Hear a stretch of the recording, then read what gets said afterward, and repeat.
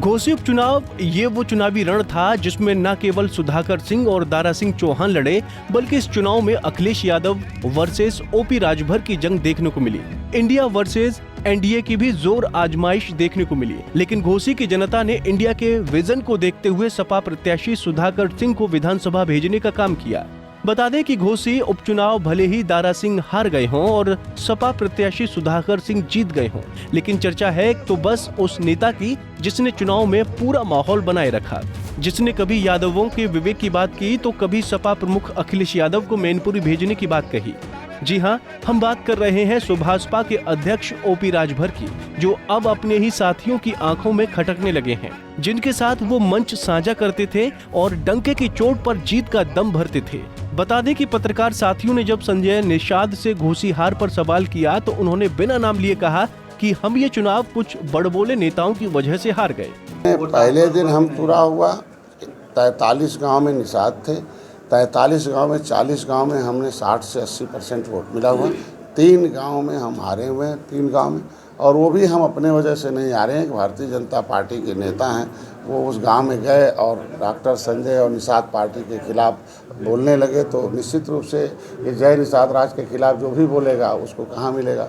उन्होंने कह दिया कि आरक्षण नहीं, वोट नहीं, तो भारतीय जनता पार्टी में कह के आएंगे तो वो काहे को वोट देंगे। तो फिर इस तरीके से वो 3 गांव जो है हारने का श्रेय उनके ऊपर जाता। मैं अपने जो गाँव थे वो 40 गाँव में हम अपने 60 से 80% वोट दिलाए, मैंने समीक्षा कर लिया। वहीं दूसरी ओर डिप्टी सीएम केशव प्रसाद मौर्य ने पत्रकारों से बात करते हुए कहा कि हमारी इस हार का कारण हमारी अति आत्मविश्वास था।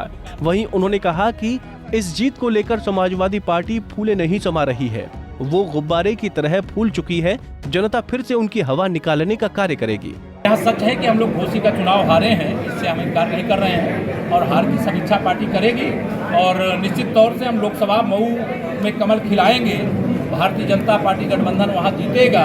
अभी चुनाव में थोड़ा हम लोगों को भी अति आत्मविश्वास था, जिसके कारण जरूर हारे हैं, लेकिन हार को जीत में बदलने में देर नहीं लगती। हम लोकसभा का जब योगी आदित्यनाथ जी की सीट गोरखपुर छोड़े थे, जब मेरी लोकसभा सीट फूलपुर छोड़े थे, तब दोनों सीटें हम लोग हार गए थे। तो समाजवादी पार्टी गुब्बारे की तरफ फूल गई थी, तो अभी वो गुब्बारे की तरफ फूली हुई है। जनता एक कोई स्विच होएगी, हवा निकल जाएगी और कमल खिल जाएगा। वहीं हम बात करें समाजवादी पार्टी के नेताओं की, तो वो भी ओपी राजभर की खिंचाई करने में कोई कसर नहीं छोड़ते दिख रहे हैं। सपा के महासचिव स्वामी प्रसाद मौर्य ने कहा कि ओम प्रकाश राजभर बड़बोले नेता के चलते घोसी की जनता ने बीजेपी को करारा जवाब दिया और ओपी राजभर का मुंह बंद कर दिया। पाप करने वाली सरकार आज लोकतंत्र और संविधान की मर्यादा को तार तार कर रही है।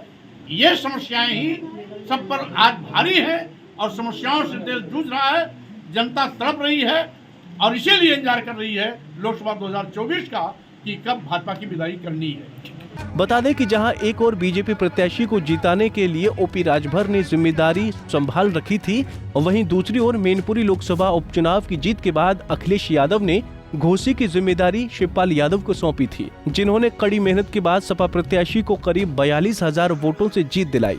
Bureau report, Punjab Kesari TV. हमसे जुड़े रहने के लिए हमारे YouTube चैनल को सब्सक्राइब करें और नई वीडियो की नोटिफिकेशन के लिए बेल आइकॉन को दबाएं। अगर आप ये वीडियो Facebook पर देख रहे हैं तो लाइक जरूर करें और ज्यादा से ज्यादा शेयर करें। धन्यवाद।